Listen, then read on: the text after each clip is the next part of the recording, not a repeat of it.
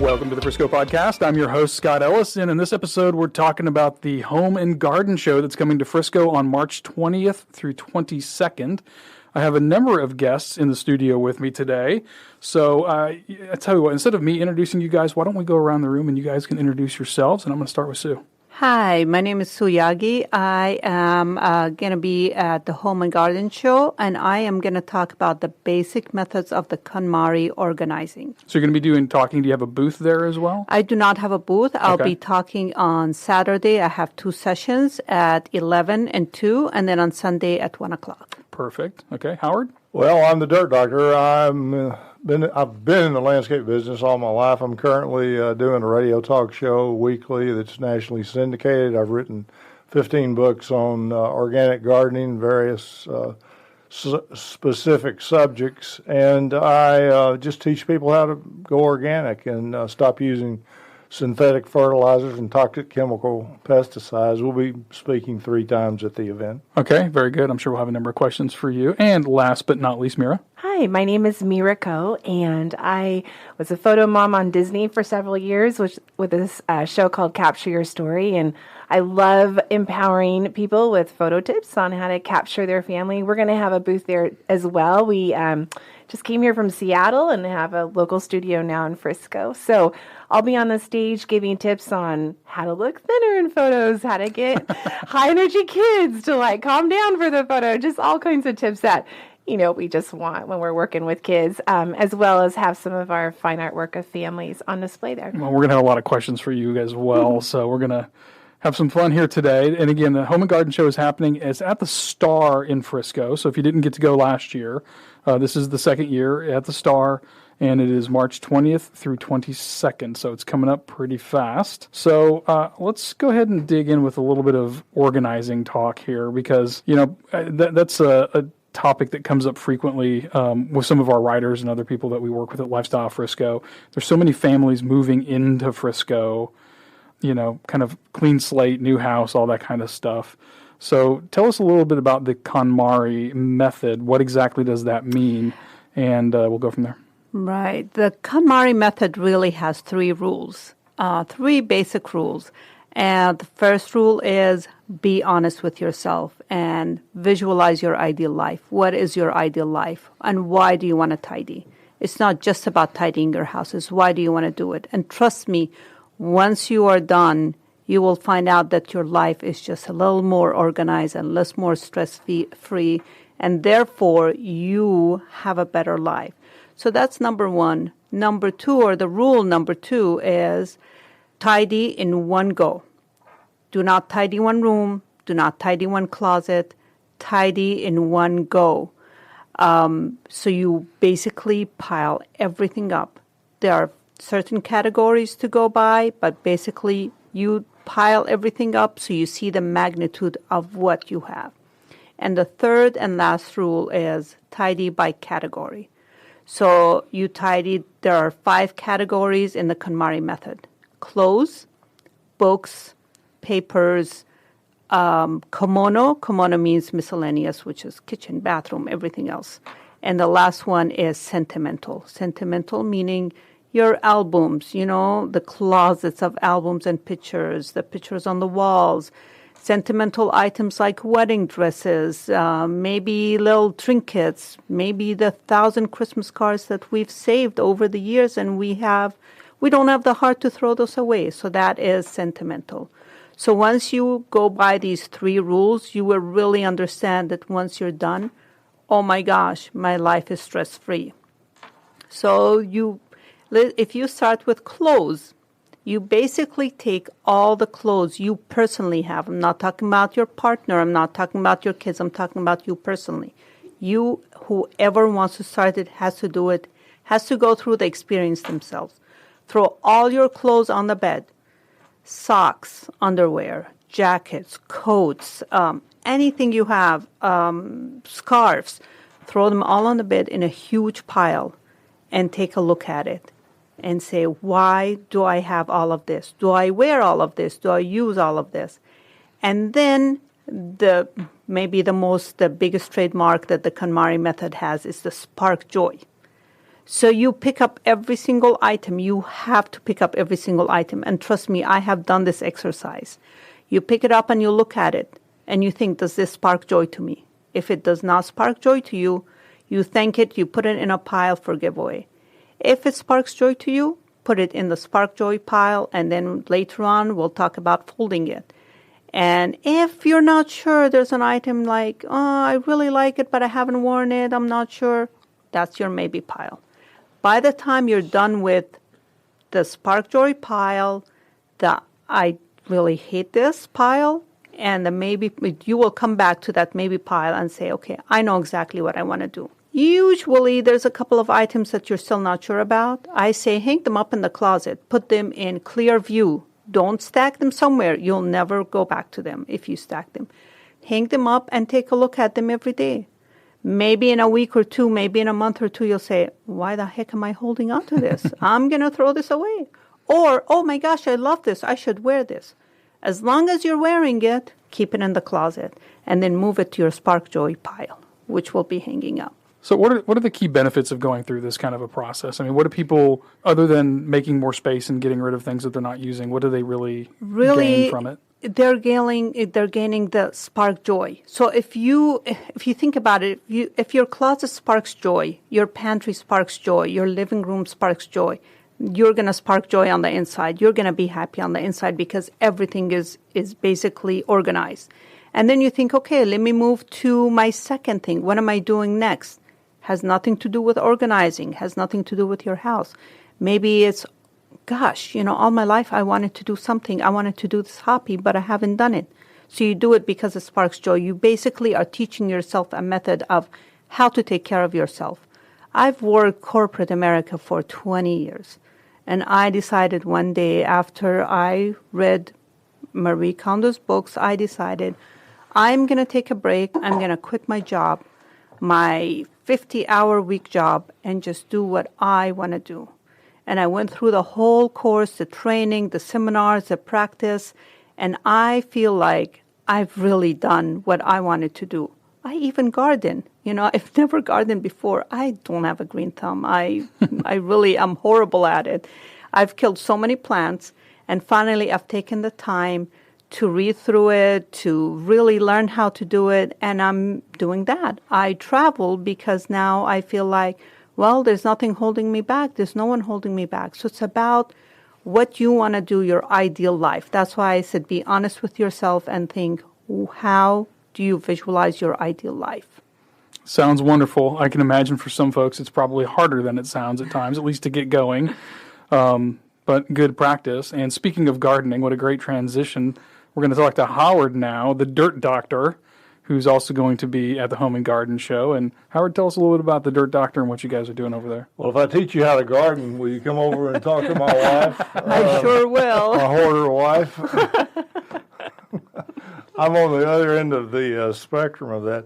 Well, as the Dirt Doctor, like I said, I specialize in organic gardening. I practiced landscape architecture for a long time. I really don't do that anymore. I do a little consulting on projects that are special to me that I've worked on in the past. But the main thing I do now is teach homeowners, farmers, ranchers, and others how to go a different route, go this natural organic route. And I try to teach people about all the misconceptions on it. We have a little bit of a difficulty because none of the universities teach what I teach in the United States, not one, including where I went to school, Texas Tech. So we're battling all the time what people are coming out of school having learned and go right into using the synthetic stuff and the toxic stuff. My big love is trees. Of the 3 talks that I'll be doing, one is about the fabulous trees of the world. And I start that talk by explaining how to properly select and plant trees and then get into the management of trees. I have a completely different approach, a simpler approach than most people in the landscape business use. And then I cover some of the most fabulous trees in the world. Some of them are here in Texas. the national champion pecan tree I've consulted on and helped the owners for a long time, and it's in Weatherford, Texas. It's about an 850-year-old pecan tree. We cover that and show the whole story of how in trouble it was when I started working with them and how it looks today. And we cover some of the big special trees in my yard, including my dog, our recent rescue dog Nelly's climbing tree. And yes, she climbs it, and she climbs all the way to the top, sometimes chasing squirrels and birds and things. That's been an experience. But and then we also cover a 3,000-year-old tree in Oaxaca, Mexico. That's a Montezuma Cypress. And I try to teach people that even though there in Oaxaca, it's that old and has a 50-foot diameter trunk, you can grow it in Frisco or Dallas or Denton, Texas. I don't know if that would fit in most of our yards, but it sounds amazing. Well, it's a ball cypress. It's just a little faster growing version, and most people up until the time we started talking about it thought it would freeze here, that it needed to be down in a tropical place, but that's not true. But the main thing I try to teach people is this natural organic approach works better than any other approach. Some people think that if it's organic, it has to be wild, and it's okay for some of the university guys say, well, it'll work for Garrett at his house where he's sitting on his compost pile under his pyramid smoking marijuana, but it really won't work in corporate America, and it won't work for most of us. Well, I designed the landscaping at the Frito-Lay National Headquarters, and it was organic for many years until university-related people got back in charge of the maintenance and changed it back to the toxic way, which was a very big disappointment to me. But anyway, the main thing we teach is that it works better, and it works better in every way, including from a financial standpoint, because you can save 40 to 50% on your water bill using organic techniques. Interesting. So is there anything I can do to make that live oak in my front yard grow a little faster and be a little prettier? Is. One of the main things I teach people is a little process. It's not a product, it's a process called the sick tree treatment, which is something we devised years ago to save the red-tip photinias, the Photinia fraseri that were dying out all over the South. And we came up with this process called the sick tree treatment, and if you simply apply that to your tree, I'll guarantee you, without even seeing it, this will work for you. The first step of that process is to take the soil off the base of the tree, so the flare, that part that looks, a lot of people think is part of the root system, it's actually part of the trunk. You expose that flare to the rest of the sick tree treatment, it will put on new growth much faster than it's ever grown. It will eliminate insect and disease problems. If it has some kind of a parasite in it, like mistletoe, that'll go away. If woodpeckers are pecking holes in the trunk, the sapsuckers, that will stop. It's a pretty amazing thing, and it's very simple to do. Interesting. And we'll teach you how to do that. All right, that sounds good. So you're doing a couple of different talks. Doing three. We'll do one on trees, one on natural organic insect control, and one on probably fruits and vegetable growing at home and soil improvement and that sort of thing. Do you talk about grass at all? Talk about turf, all the way from turf to interior plants, orchids, trees. I tend to spend the most of my time on trees because that's where the most money's involved. That's where the biggest investment is. Plus, for a homeowner and a commercial owner as well, that's the one thing that you can do in landscaping that will actually increase property value. Interesting. I did not know that. Grass and ground cover and shrubs, kind of look nice. But the trees will actually increase the property values pretty substantially. I can imagine that certainly is going to attract buyers as well if you have nice trees. That's right. Good to know. All right. Well, that's something to definitely look forward to at the Home and Garden Show. It's going to be fun. I look forward to talking to people. Absolutely. All right. So let's go over to Mira and talk a little bit about photography. And you're going to tell us how to look sexy, right? Our pictures? Even if we're not? Yes. Well, what my passion really is, my husband and I work together, and it's really about diving into the story of who you are and your family in this season of life. And so we have this really beautiful, rich photographic experience that we take families on when they come to us about a shoot. And the first step is to dive into a phone call. We call it a discovery call, and just discover with them through a handful of just thoughtful questions what is like most meaningful to them about one person in their family right now, whether it's their spouse or their one of their kids, and just really kind of go into what is unique about this season, what stands out to them, what are those little details that are often so fleeting, and that we just never want to forget. And through that, we start to build a creative vision around how to capture this family in this season of time. And it becomes this, by the time, if it's a family of 4, by the time we actually do the photo shoot, we've done like almost 6 calls sometimes, with one about each one of the kids, with both the parents about each other, and what made them first fall in love with each other, which is always like this great, refreshing kind of exercise in the midst of like the busyness of life, right? And that's what really guides the creative vision. And so everybody, I think, obviously wants to look their best in photos, but I think that when we start digging into why this is meaningful to capture this time in my life, all of that starts to like come to the surface, versus being really stressed or overwhelmed about, are all our outfits going to match, or like, do I need to go shopping for new things for us to wear? Because that's almost like a side thing compared to the emotion of why we love each other and what means the most to us right now in life. Oh, I love it. So you guys really kind of dig in deep. I mean, there's a lot going on before we even get to shooting the pictures. Yes, I feel like, I've been a photographer for almost 20 years, and in the beginning, I definitely started where, I'd meet a family at a park and I would just take photos of them, maybe laughing or smiling together.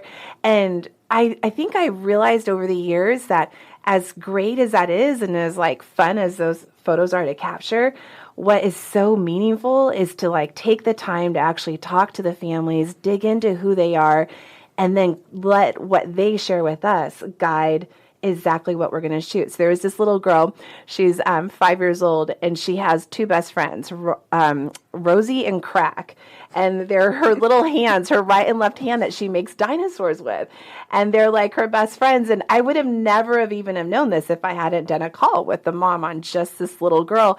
And so we ended up doing this whole family portrait where everyone had their little hands as their little dinosaurs, because her dad had taught her this, that whenever she's lonely, she can have Rosie or Crack to keep her company. And that just like, that's a completely different story to capture. That's fantastic. Than everyone just looking at the camera and smiling. Everybody should have a friend named Crack, too. Right? That's just too much. I don't even know where to go with that. I know. I love it, though. Yes. And so for them to have that on their wall to like anchor back to visually and celebrate that, when the daughter's first day of kindergarten came in August this year, she told her mom that Rosie and Crack were going to stay at home, but she felt like she was okay to go without them. And I just thought, and her mom was in tears. Her mom was like, I'm so glad that we captured that and it's on the wall, because I never want to forget that time in her life. Absolutely. So, yeah. Yes, that'll be good fodder for embarrassing her when she's a teenager, too. So is family photography what you specialize in? Yes, it's been my focus and passion for, like I said, like 20 years. I've published 5 different books. I often appear on Live with Kelly and Ryan, worked with Oprah and the Nate Berkus show, and then we had our Disney show for, I think it's still actually playing, because I still have 3 and 4-year-olds come up to me almost 10 years later and show me their phones that they're taking of their favorite things on their parents' smartphones and stuff. And so families has always been our focus. And families can be everything from, the couple that came in 2 weeks ago from Arizona to celebrate their almost 40th wedding anniversary and what their marriage has meant. So we interviewed all of like their adult children and asked them what their mom and dad has taught them about life, and what they all like when they think of them together, what do they think of? And it was so great. It's like them playing cards, and grandpa always cheats. And so we, that was like the creative vision of capturing the 2 of them playing cards and him cheating in the midst of it. But for them to like always have that for generations of, that's what they loved about who they were and what they represented to the family. Very good. And what are the books that you've written? Let's go ahead and get those out there while we have a chance. Yes, okay. The first one is called Beauty Restored, and the second one is Your Baby in Pictures, then Your Child in Pictures, and Your Family in Pictures. And that's a series I did with Random House that you can find at any bookstore on Amazon. And the last one is Work Happily Ever After, and it's for entrepreneurs that are wanting to get better with their branding and messaging. So. Interesting. Okay, we'll be sure to link all of those up. And I think while we're at it, why don't we go around the table real quick and we'll kind of go back in the opposite order we just did, starting with you. Where can people learn more about you and find you online? Absolutely. Me Ra Koh. It's just my name. It's MERAKOH. So mirakoh.com. I'm on Instagram under Me Ra Koh, and Me Ra Koh the Photo Mom on Facebook. Me Ra Koh the Photo Mom. I like it. Okay, Howard? Well, my website is dirtdoctor.com. We can be found on the radio, syndicated on Sundays. We do 3-hour live call-in talk show that goes out of 660 The Answer here in the Dallas-Fort Worth area, but it's on about 250 stations across the country. We created an online course because none of the universities teach what I teach, and it is through the nonprofit called the Texas Organic Research Center, 501c3, which we run. My books range from Plants of the Metroplex, which is the one I did years and years ago when I was just started, through the Texas Bug Book to now the organic manual that we did with Mother Earth News, and there's other books on all kinds of subjects, herbs, trees, various things. And these are all books that you've written? Yeah, these are all my books. Okay. Are they available on Amazon? They're available on our website, dirtdoctor.com. Okay. The bookstores, there aren't very many these days, and so it's probably easiest to find it on our website or in some of the local stores that sell organic gardening products. We also do a column, and I've done it for a long time. I've done it since the early 80s, I guess, in the Dallas Morning News, and it's called Organic Answers, and it runs every Thursday. Okay. So that's a few places people can get some additional information. Okay. And Sue? Well, I have no books. I haven't Not written yet, any maybe, right? books, not yet. But you can find me online at Sue'sChicInteriors.com, and I do interiors. I am by trade an interior designer and have done that for 20 years. So you can find me there. I do interior design. I do commercial design, which is has been my specialty for 20 years. I do organizing. I help with house moving. So if you're moving, if you decide you want to move from one place to another, I help you with that. I also help older people transition or, go from a full house to a studio or a condo or whatever that is. And believe it or not, I have had adult children call me up and have me go help their parents who, aren't physically capable of doing this on their own. Okay. Well, a whole lot of people moving to Frisco and even within Frisco, so I'm sure those services will be handy. I can't believe we've already rocked over 20 minutes already, but this has been a lot of fun. Just a little bit of a teaser of what people can expect at the Home and Garden Show, so definitely get out there. Again, that is going to be March 20 through the 22nd at the Star, and you can go out and you can meet Sue and learn a little bit about organizing using the KonMari method. Be sure to get out there and say hello to Howard, because we all have plants and trees and things in our yards that we're trying to take care of. Some, like me, are not very good at it, so I appreciate the advice today, Howard. And then, of course, last but not least, we have Mira, who is doing a talk or two on photography. Mm-hmm. So, guys, thank you very much for tuning in. Again, check out the Home and Garden Show. We'll link all of this stuff up in the show notes for you. And as always, you can find the Frisco podcast on Google Play, iTunes, Spotify, Stitcher, pretty much any place you're going to find a podcast, you're going to find us. So go out there, leave us a comment, give us a rating. We'd love to hear from you, and we'll talk to you next time.